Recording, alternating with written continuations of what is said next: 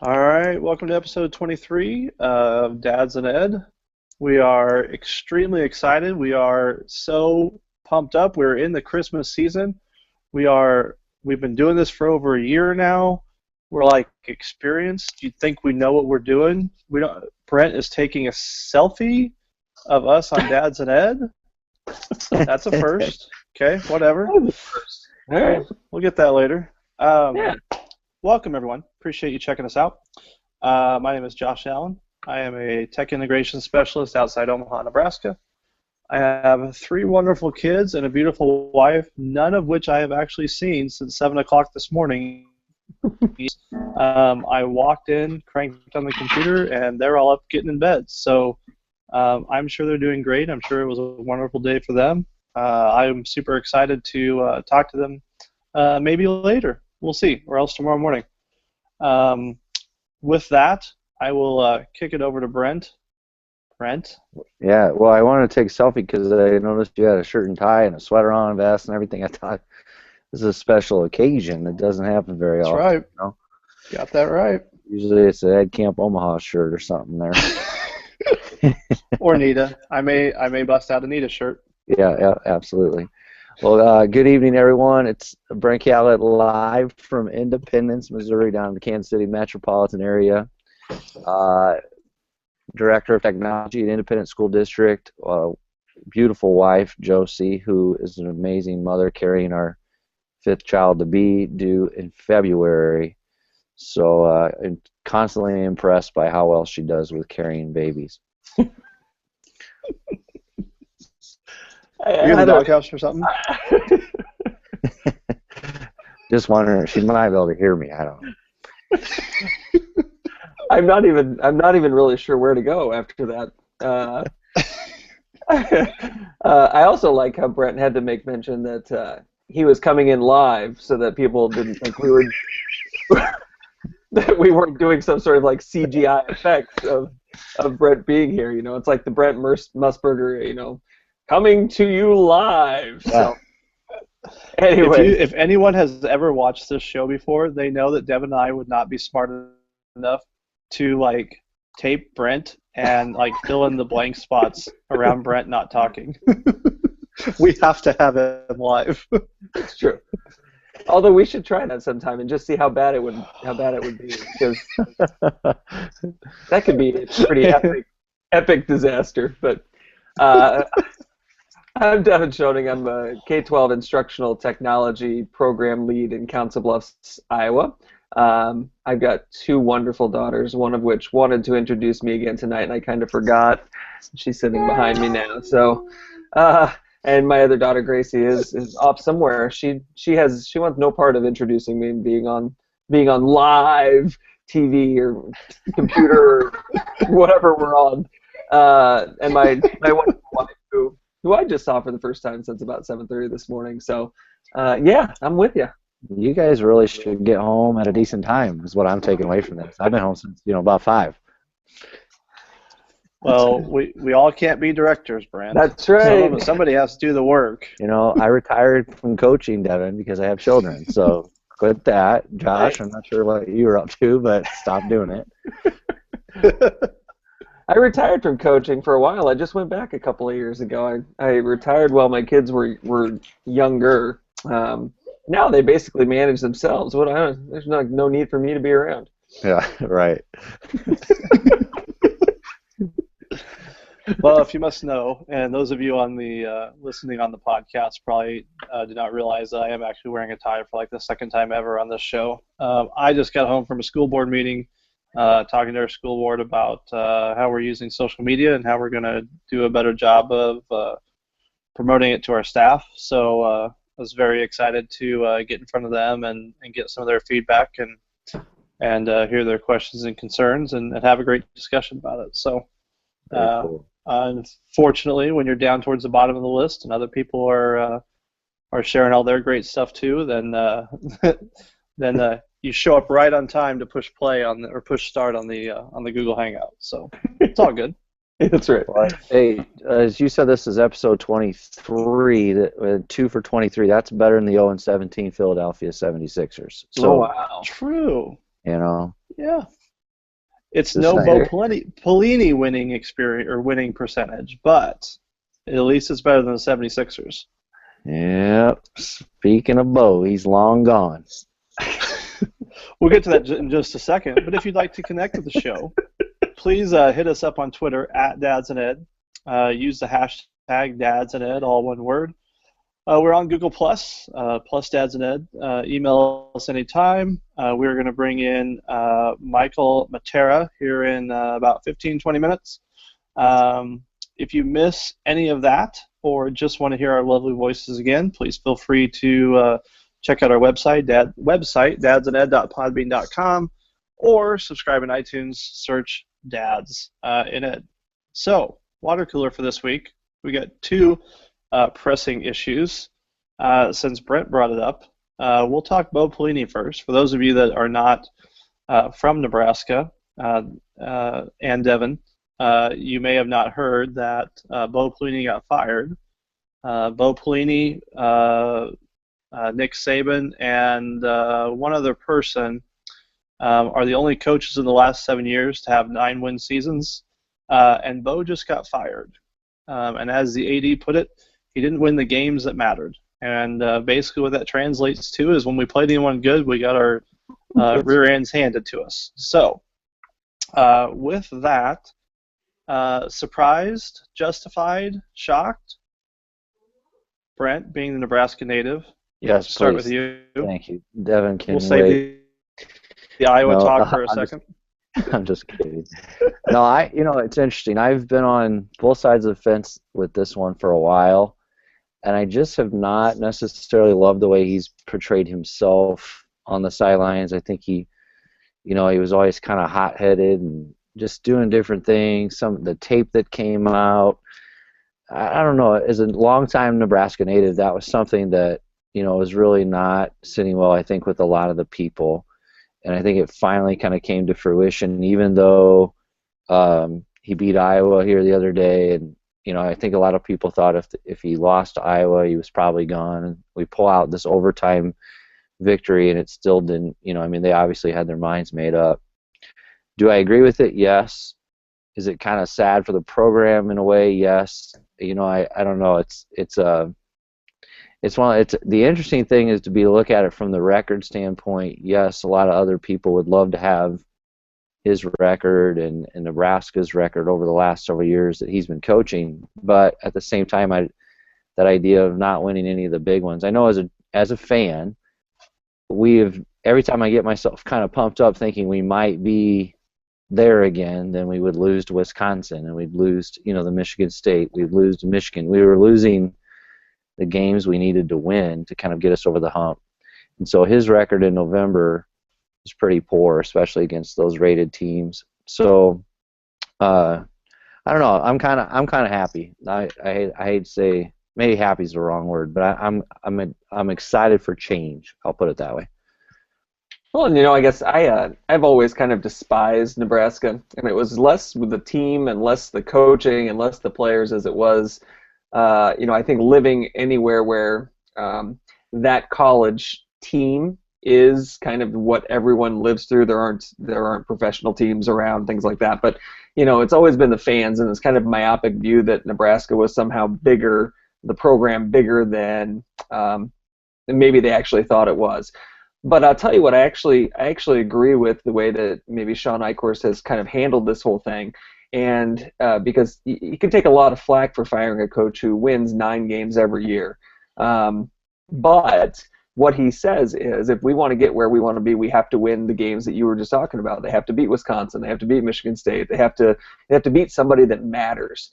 And I think if you look at it from that perspective, and you throw in the antics and the histrionics that come with Bo Pelini, I think it's probably the right move, even though it's really, really hard to say, hey, we fired a guy that has 9 wins every year, and that's tough.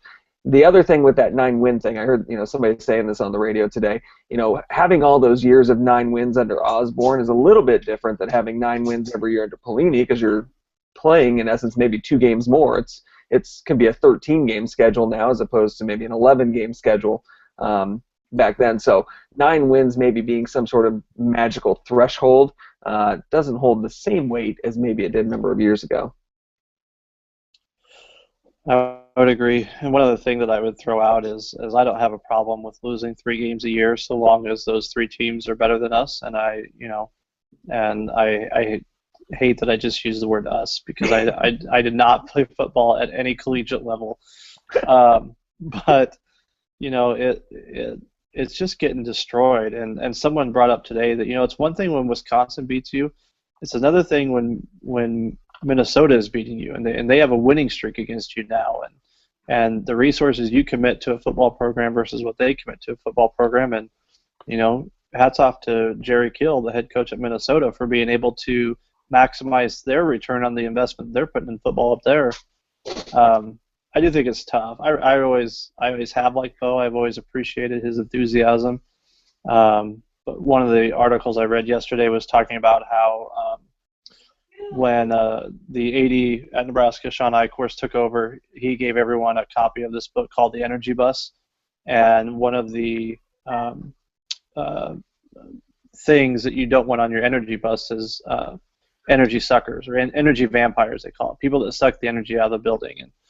And a lot of people have said that that's kind of who Bo is and who Bo can be. And it is too bad. It's too bad for him. It's too bad for his family. But Eichhorst has to do what's in the best interest of the university and the program, and I would agree with it. So I don't know. A couple shout-outs on Twitter. AJ Bianco's tuning in. He said Nebraska football wasn't where it once was. The recruiting wasn't where it needed to be, especially in their new conference. And I agree with him there for sure. And I think that we would hear a lot about recruits, but nothing ever really come of it. So that's definitely a linchpin, I think. But here's the question, maybe the bigger question than this whole discussion about Bo Pelini is, will Nebraska ever be what Nebraska once was, or was for that period of time? Is it one of the premier college football programs in the country still, and can it ever be again?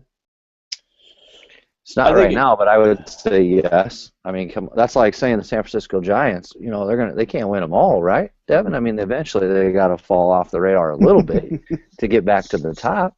Every other year.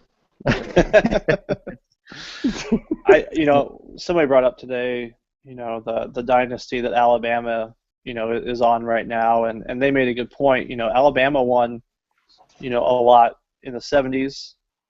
They were down for the most part, the 80s and 90s, and it really made a resurgence, back to where they are. Tennessee's another example. Tennessee was a major program, and they're down, and so can they come back? Yeah, I think they can. I think it's more difficult now because you have such great talent in the SEC, but I think that things will be cyclical, and I think that, with the right coach, I think that they can be back to where it was. I mean, I think you're right, Devin. I think Nebraska fans are sometimes stuck back in the 90s, in the mid-90s, when, we won 3 out of 4 years, and, sometimes we think that we're still there, and the reality is we're not. But it goes back to, I don't have a problem with only winning 9 games a year, so long as we're not getting destroyed by, inferior talent. And did Nebraska, when they were kind of this team or program that fans can still want them to be, they were a different program. Like they were a niche is the wrong word, but you run the option. You have right. So many walk-ons. Your program was run in such a way that you could compete because of how different maybe you did things. There is no recruiting advantage to being in Lincoln. Like there's no reason a 5-star quarterback would choose to go to Nebraska over, I mean, I can think of literally maybe 10 other universities that I would rather go to if I'm looking at it purely from a football standpoint or from a climate, the weather in the place. I mean, there are a lot of recruiting advantages that other schools have. And I think that Nebraska never relied on that. They never relied on getting those guys. They relied on getting the right guys and running the right system. And if you don't do that, I don't know how they are as relevant as they once were. Well, I think you heard Icor say it yesterday. Money's not an option, and I think that's going to be your selling point. Is look at our facilities, look at the coach that we hired, whoever that may be. You look at Tim Miles right now. You know, we were talking about basketball before we came on. Mm-hmm. I mean, why would you come to Nebraska? I mean, you have the same recruiting issues coming to Nebraska. There's not the talent there's not enough D1 talent in the state to field a D3 team, let alone a D1 team. So Nebraska's ranked for the first time, or was preseason ranked for the first time since early 90s. So I think that if you have the right coach, and money's not an option, then I think that it's possible. It's not a guarantee, though.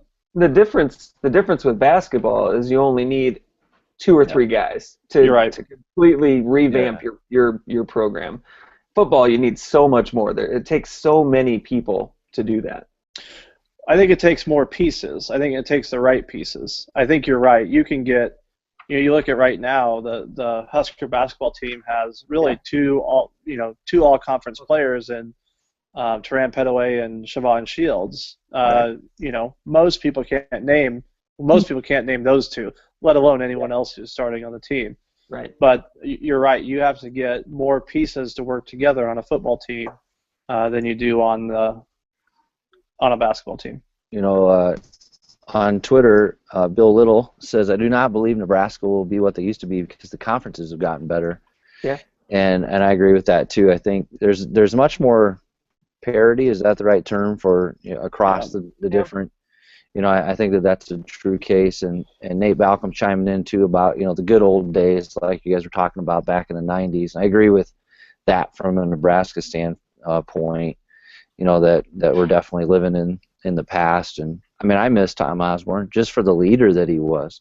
Mm-hmm. I mean that's what I miss the most, and kind of hated about Pelini for what it's worth. So looking forward to the change. The other big topic of the weekend related to football, we had talked a while back when it first came out, Ray Rice being suspended for the year.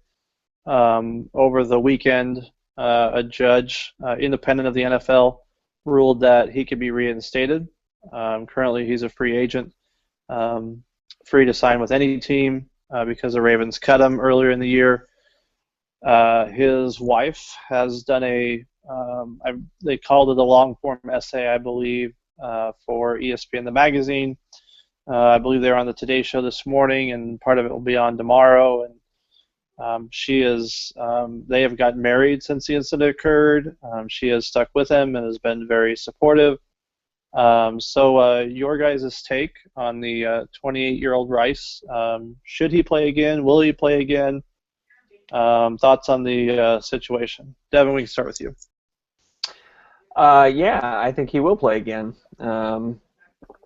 Now, whether he should or not, that's I don't know. I don't know if I can answer that question. But what I would say is, I think if I was the owner of an NFL team, or I ran an NFL team, that's the easiest avenue by which you can stop some of these things from happening, is those guys can quit hiring them. So whether or not he deserves to play again, that's a whole nother conversation. But I think the bigger one is, should he play again? Can he play again? Yeah, somebody's going to hire him. Anybody with any talent, they'll essentially overlook just about anything. Ray Lewis, murdered a guy, possibly, potentially, allegedly. Allegedly. Now he was every Sunday. For the record, he was acquitted of the charges. He was acquitted. That's right. He was acquitted of all charges. But I don't know. I think if for me, morally, I have a problem with it probably, and if I owned a team, I don't think I would sign him. But that's for each team to kind of decide on their own, I suppose. Yeah, I don't. Well, I was listening to a radio show here in Kansas City as I was driving to work or something the other day, or maybe I was driving around anyway. Doesn't matter. But the guy mentioned he only ran for like 3.7 or 9 yards to carry last. It was like, who really even wants him anyway? And then to take on the drama of being the team that signs him. So will he get signed? Probably someone will grab him, but. I like Devin said, if I were the owner, I don't think I would, just based on that.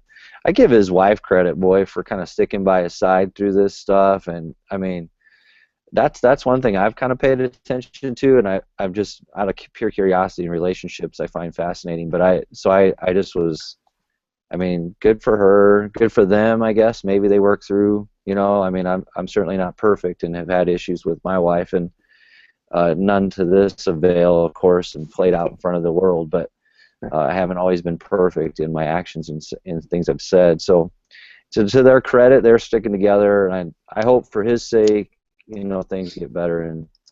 But I just don't know that he's like really worth all the drama.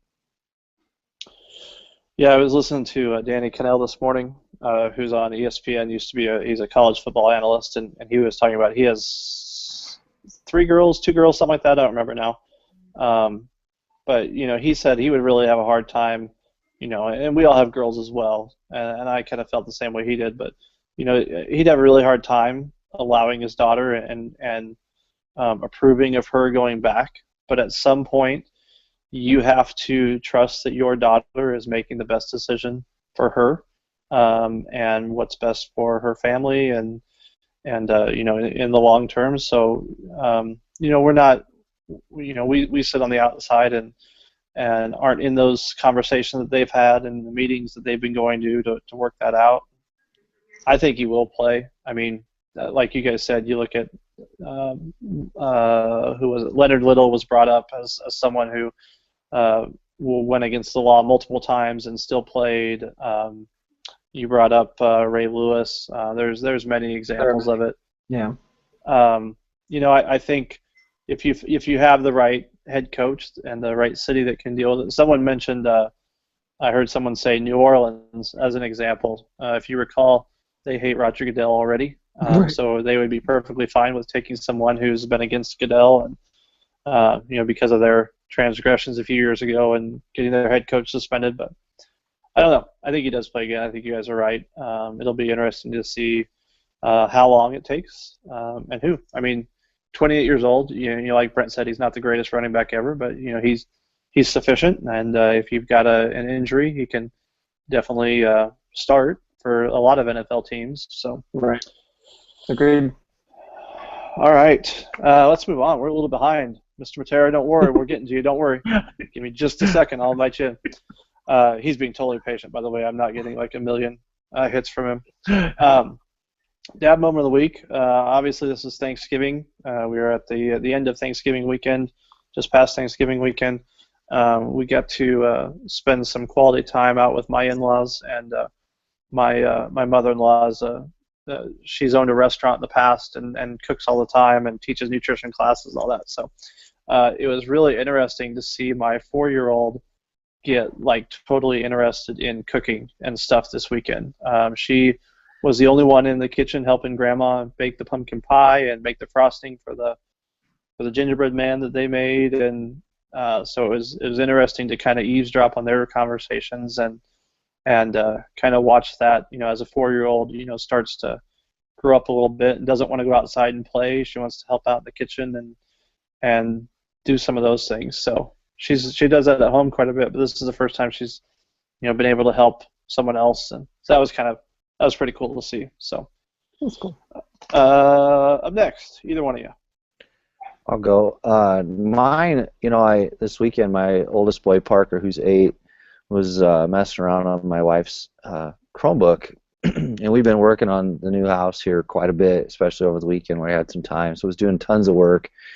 And long story short, he comes out to me, and I was doing some electrical work, and he says, Dad, would you come do my crossword puzzle? And I said, yeah. And I had taken the kids to see the movie Big Hero 6, and which was very fun. So anyway, then I go into the kitchen. He sits me down on the table. He says, here, do my crossword puzzle. And it was kind of geared around the movie, and he had created this entire puzzle, had me take it. It was well done, and I just was kind of impressed. I thought, this is so fun that he was so excited to show me what he had created. And you know, and I think, again, it's like 8 years old, and he's doing this totally on his own. I didn't even tell him the site to go to, nothing. I'm assuming he learned something at school there, but so it was just it was pretty awesome, kind of a fun dad moment. Did you get it? I got mean, 100%. Did you yes, finish? 100%, Okay, yeah. good. Yeah, Phew.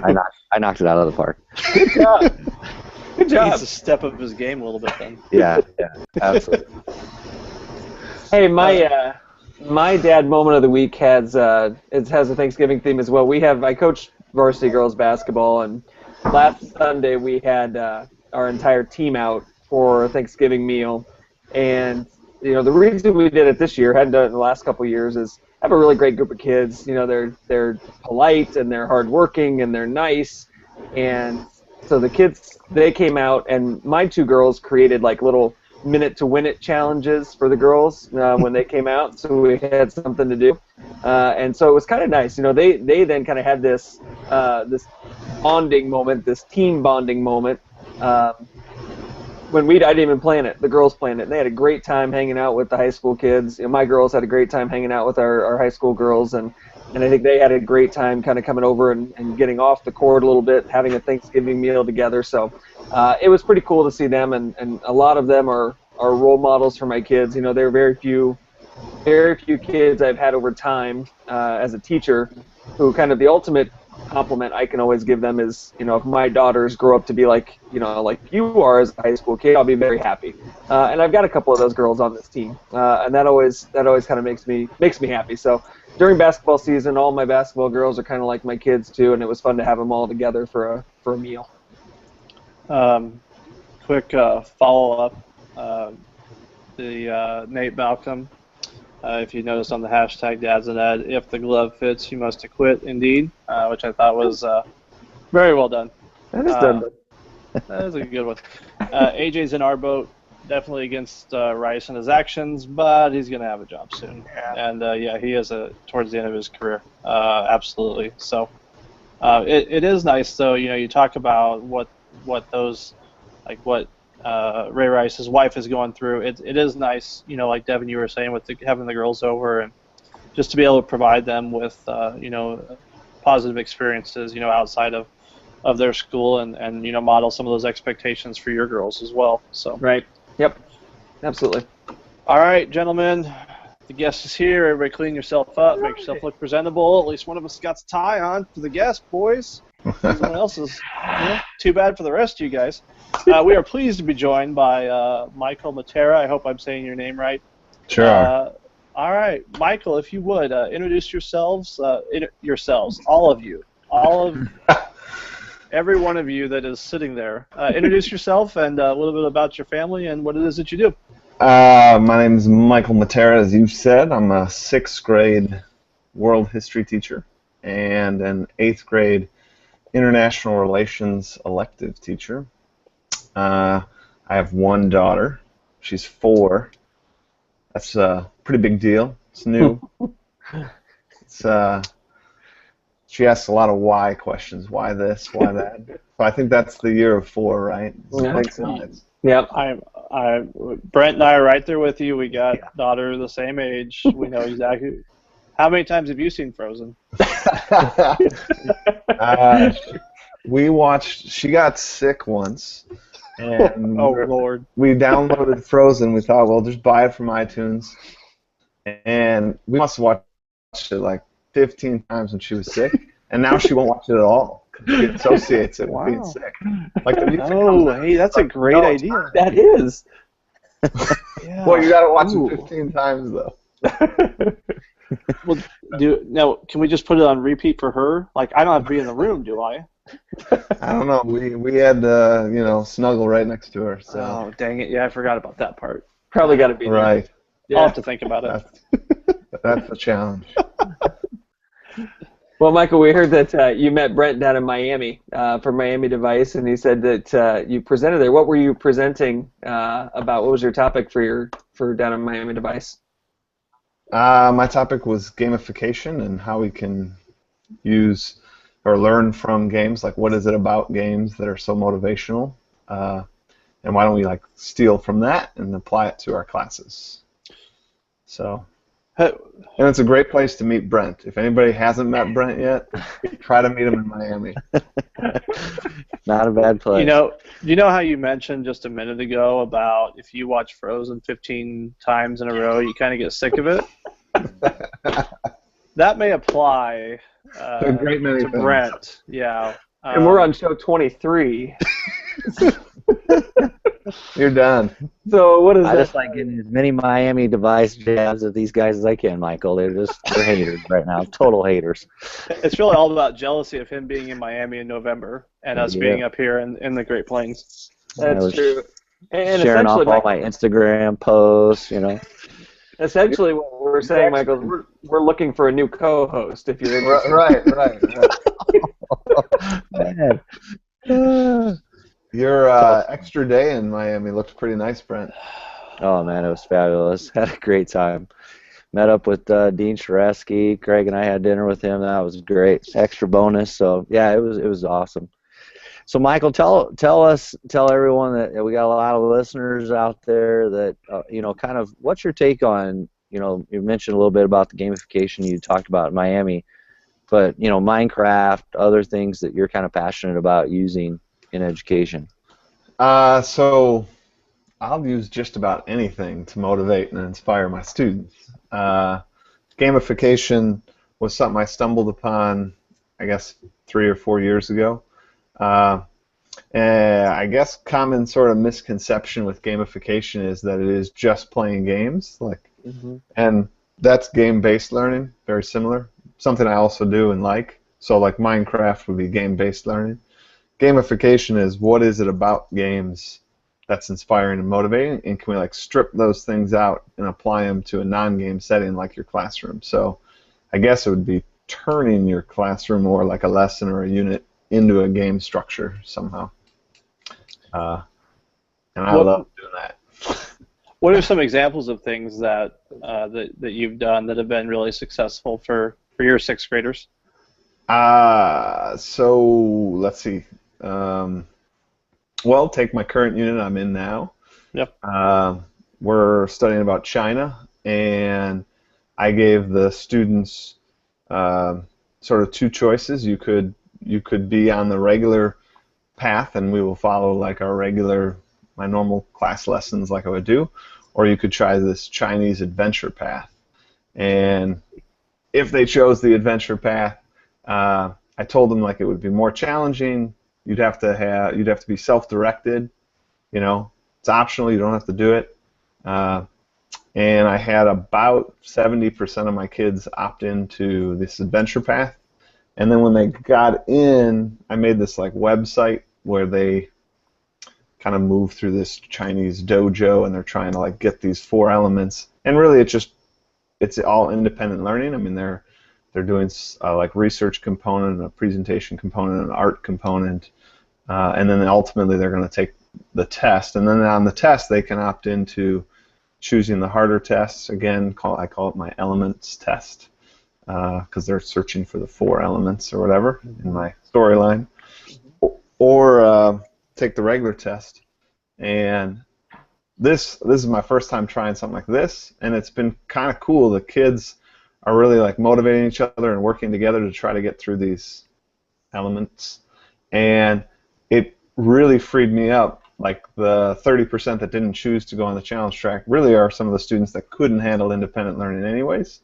And it really sliced my class size down, because in the classroom I told the kids, part of the being independent learners, when I'm dealing with the other kids, you chose to go on this path, so you got to be okay with that. You're sort of back seat right now, and I might not get around to answering your question because I'm working with these kids. So you mentioned it a little bit earlier, kind of these, gamification is taking the pieces of what make kind of games and implementing those in your classroom. What elements of games do you think are beneficial to kind of use in the classroom to motivate kids to kind of take on the learning on their own sometimes? I do think there are different types of, just like there are different types of learners, there are different types of gamers. So there's a thing called the Bartle test, and it tells you what type of gamer you are. And there are 4, he breaks them down into 4. One's an achiever, one's an explorer, one's a socializer, and then one's a killer. In my class, I renamed that a griefer. And, Good call. Yeah. And so answering your question, I would say there are different game dynamics that motivate each of those four, and I do a year-long game, so mine used to be just one unit. Now it's my whole course. So when I'm looking at designing something, I got to make sure I'm activating all four of those. So like I could say an achiever loves badges, but if all you think about gamification is badges, that's kind of a swing and a miss. That's not the only thing, but that will hit like 20% or 25% of the kids in your classroom will care that they got that extra badge. Mm-hmm. Explorers, their natural inclination is they want to go somewhere that access is kind of denied and explore it. So that's a great way like to level or structure your content.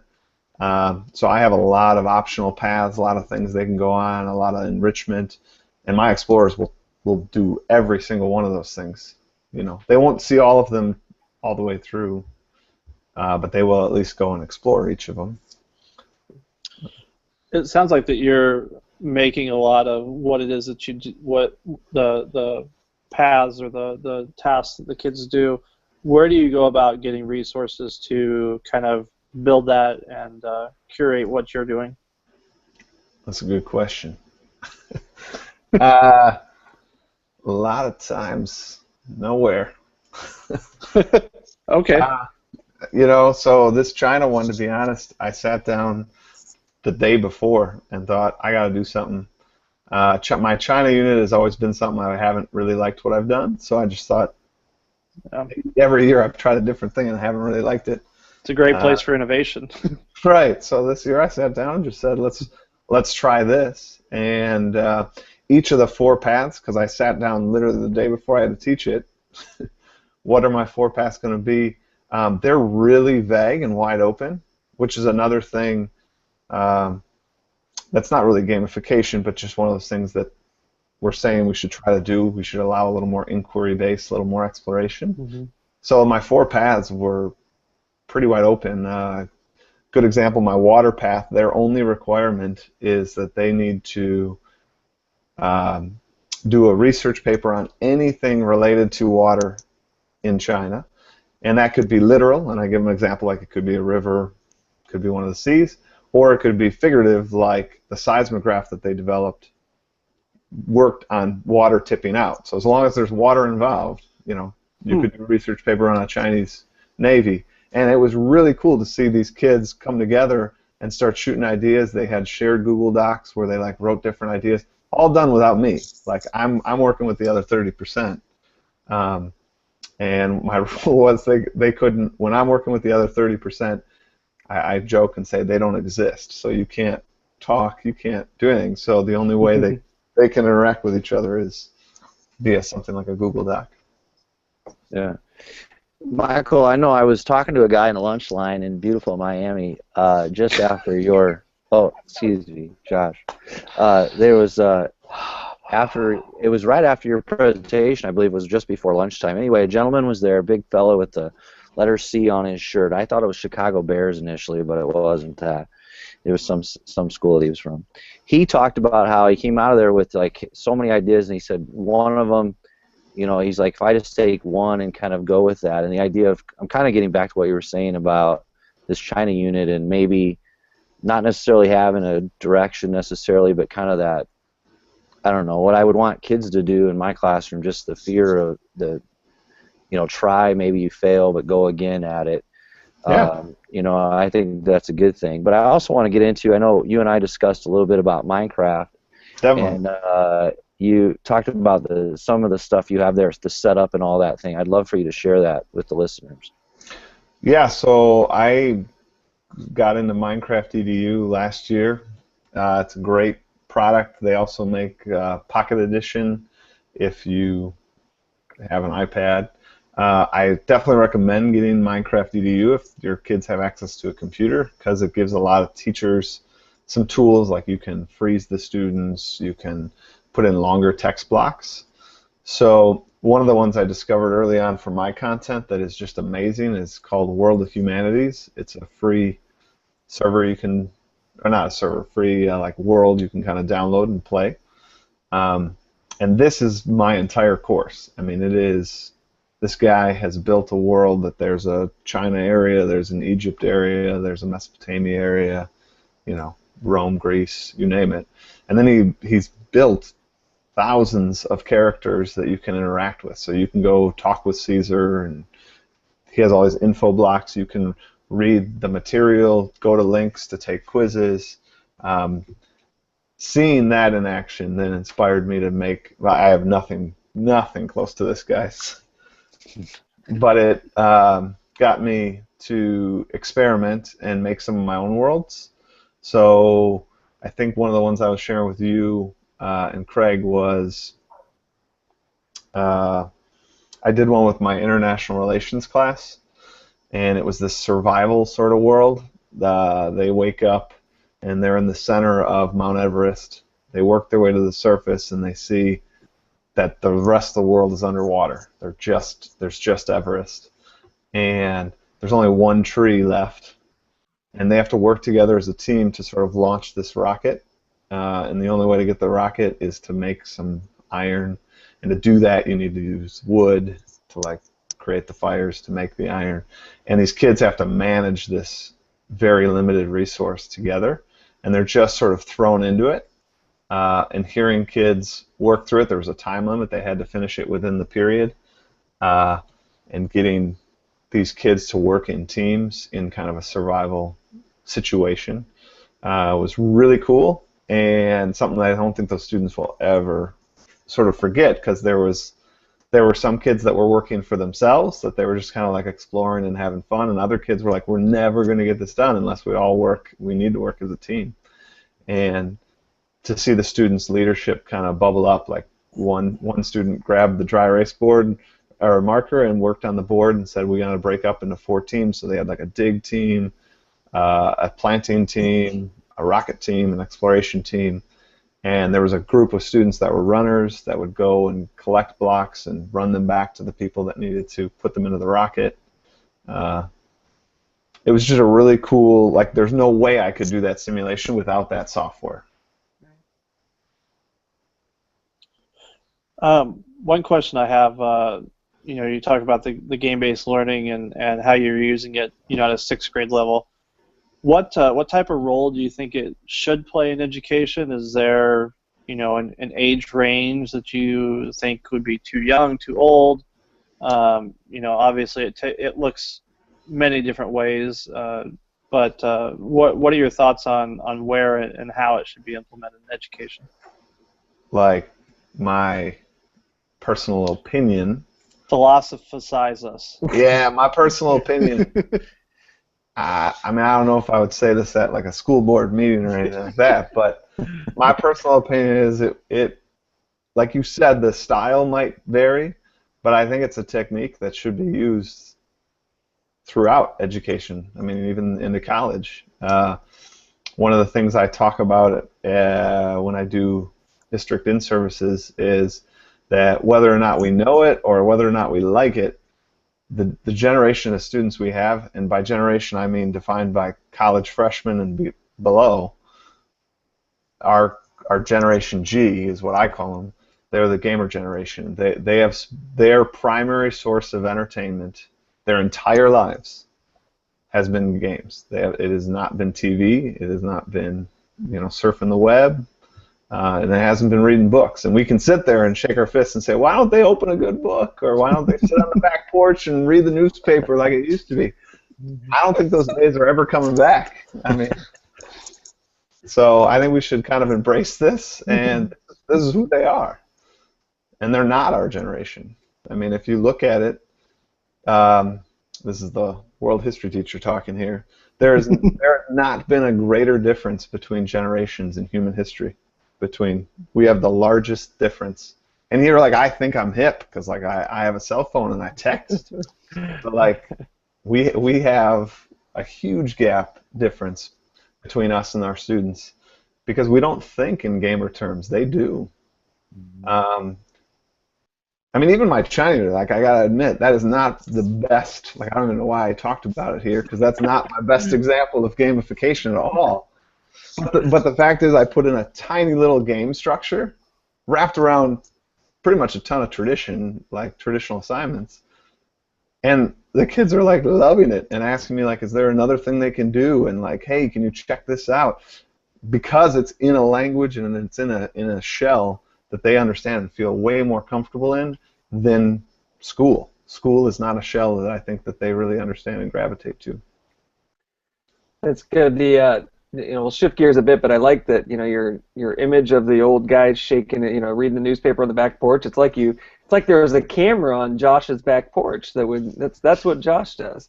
He yells at kids in the neighborhood to read the newspaper. No, that is not true. It's not true. That's what I hear. No, my white rocking chairs are on the front porch. That's right, front porch. Yes. You're right, front porch. It is there that I'm yelling at kids and drinking my coffee and reading the newspaper.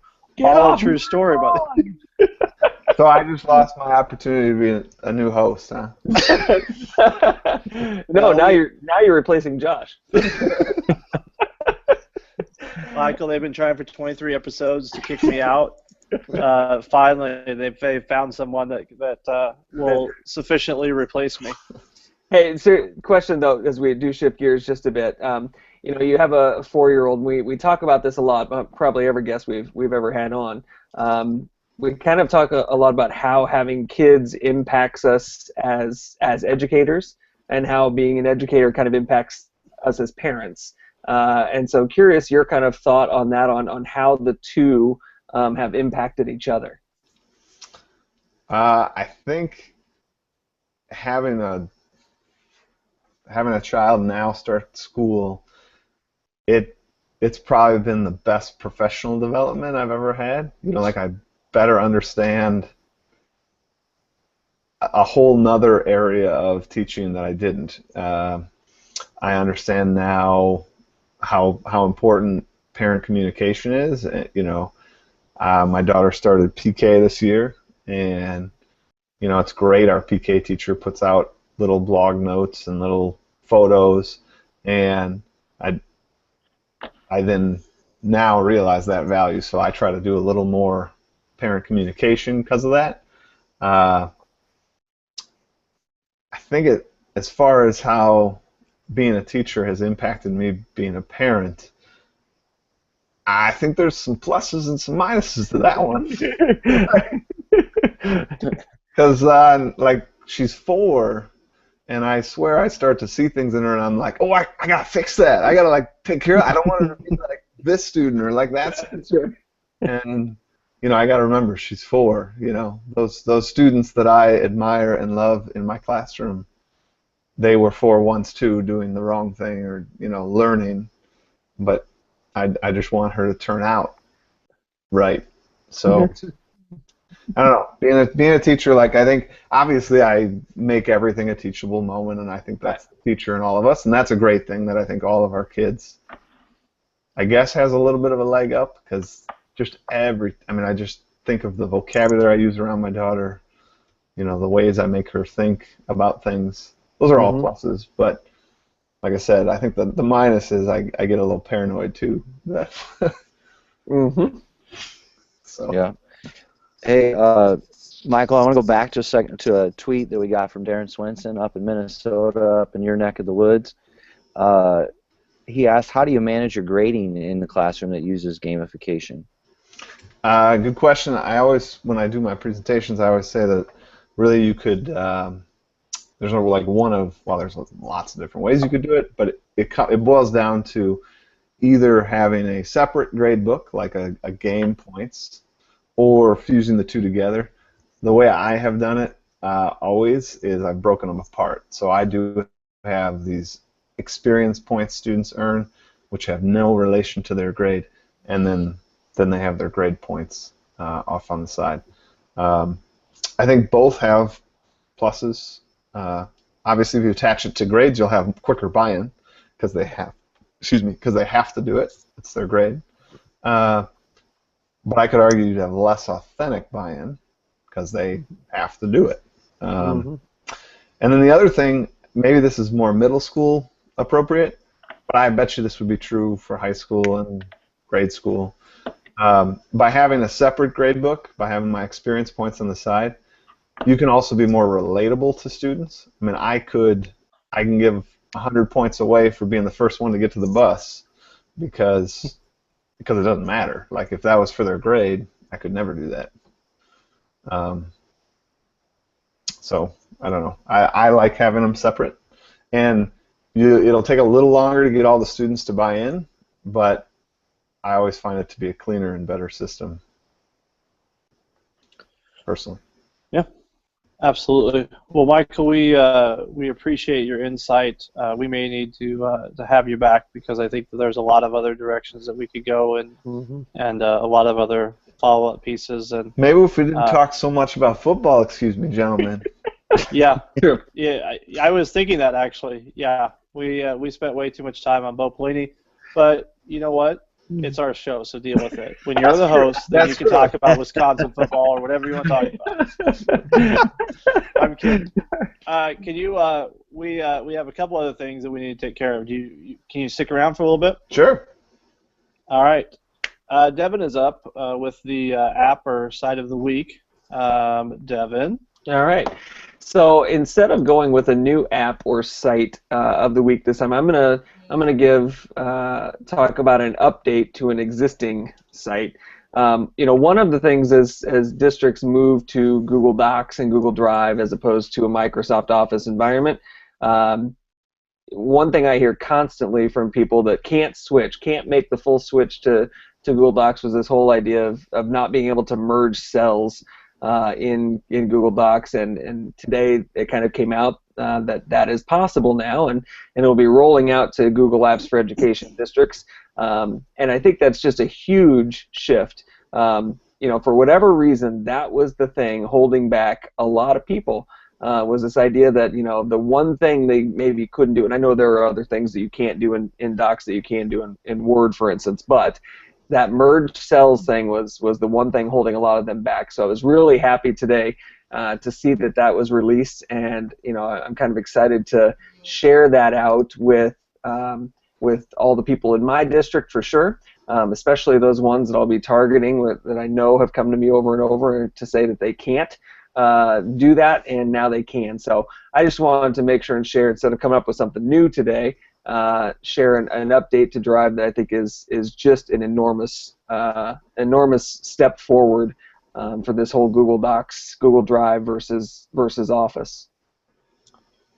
Michael, what about you? What is a website or app that you lean on either for your students or for yourself? I really love Selly. I don't know if you guys ever used it or heard it. Text messaging? Yeah, so it is kind of like Remind or Remind 101, except I always sort of say it's like Remind 101 on steroids, because there's just a million more features. My students, it was great when I was in Miami, sunny Miami. I hear you. Here we go again. Students were checking in with me. I was checking in with students. I was able to basically tweet them, if you will, through Selly. Some selfies and whatnot. They were having a blast. So to have that kind of connection with students is, I think, great. And I also do love, Brent heard me sort of talk about it, I love Google Spreadsheets or Google Sheets. I use that one a lot. Yeah, I had that on the agenda, Michael, to have you chat about. I did do some homework on, I was looking through your website. It's, MrMatera.com, right? And saw the post you put on there about part 1 and 2, and these two gentlemen that I have as co-hosts need to look at those, because that was some magic you were showing there and saving yourself time and effort and working some real awesome stuff. So let's streamline that efficiency with those Google Forms. Absolutely. Well, yes, sir. I'm glad Brent brought that up, and Darren Swenson had mentioned earlier about having to rewatch the show. I'm going to have to rewatch our own show a couple times to get all the ideas down and share those out. So yes, I have the website pulled up, and unfortunately I have to publish the whole podcast thing tonight. Otherwise I'd be spending my time there. So tomorrow, I'll get to it tomorrow. Check out. I gotta just say, check out the Super Grouper. I think that one's easy and everybody could benefit from it. Sounds good. Good. Right. Thanks for Awesome. Appreciate the tip. There you go. My person to follow tonight, I don't believe I have mentioned her before. TH Library Zen. I just put it from the Dad's Ed account. She is a new teacher librarian that we have in our 2nd through 5th grade building. Lynn Kleinmeyer. She's a former reading teacher, just Lewis Central, and just started as a teacher librarian this year. She is phenomenal. And you talk about those people that you need to push you and energize you and bounce ideas off of. She is definitely a like-minded person, has made the transition wonderful for me. It's great we came in at the same time, and we can plead ignorance on some things as we, try to do things differently than what has been done in the past. And so she's been a great sounding board for me. So that is my Twitter follow of the week. Michael, other than someone you met in Miami? Oh, man. I'm going to give a shout out to a fellow colleague of mine at USM Drama. He is the drama teacher at University School, but I don't know another passionate educator that he just wants to improve education. He wants to have an educational renaissance, is his polite term. The history teacher in me wants revolution, but he wants renaissance. So at USM Drama. He also helps. Yeah, I gotta hand it to him too. He helps me out with edbean.com, which is a site we run that's trying to be kind of like a shared blog for educators, so people don't have to have their own where they only put one post a month, and it kind of looks tired and old. If we just had a shared site where we could all just post our one post a month, but then you have this thriving community, and then we do a Twitter chat on Tuesdays. Nice. All right, Brent. Well, I was just wondering how I could drop Miami in this. It's pretty easy, actually. While I was in Miami, Divine, I met this gal named Holly Clark, who is now on the EdTech team for Google Summits and such. And so I'm super excited to announce that Kansas City is having a Google Summit on July 11th and 12th of 2015 at the Crossroads Academy in downtown KC, where Jamie Greason is a Google certified teacher and works there. It's an awesome school right in the heart of downtown. So anyway, I also wanted to point out to any of my ISD listeners from Independence that I'm going to sponsor 20 people to go.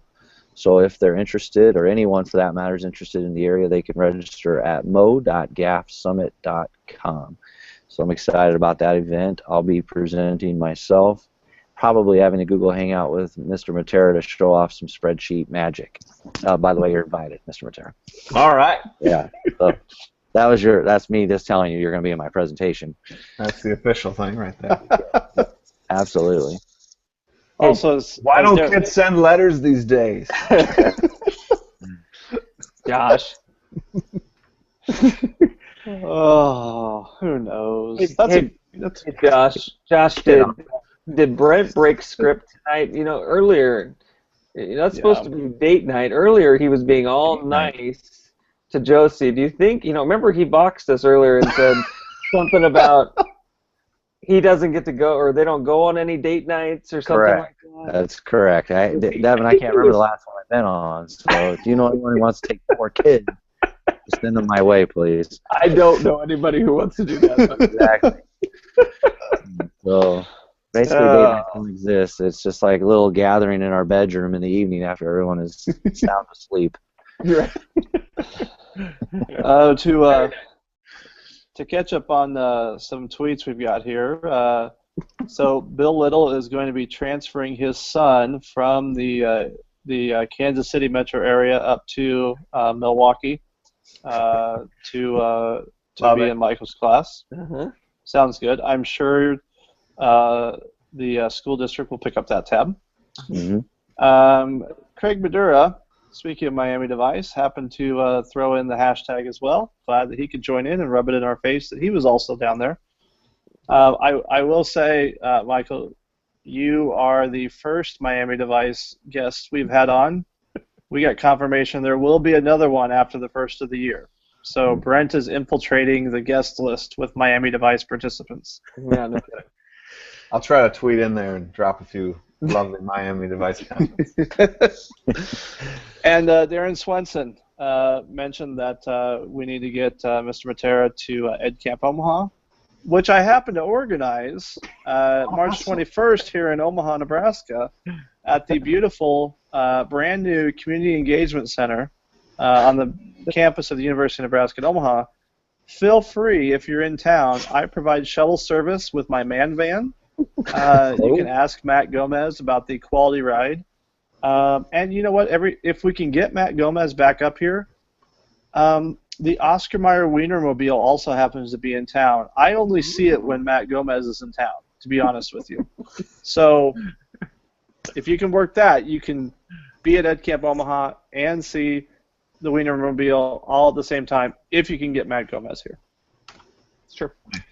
We're an event town, so that's just kind of how we roll. Gentlemen, it's been a very productive evening. Michael, very much appreciate having you on. Appreciate your time and looking forward to learning a lot more from you.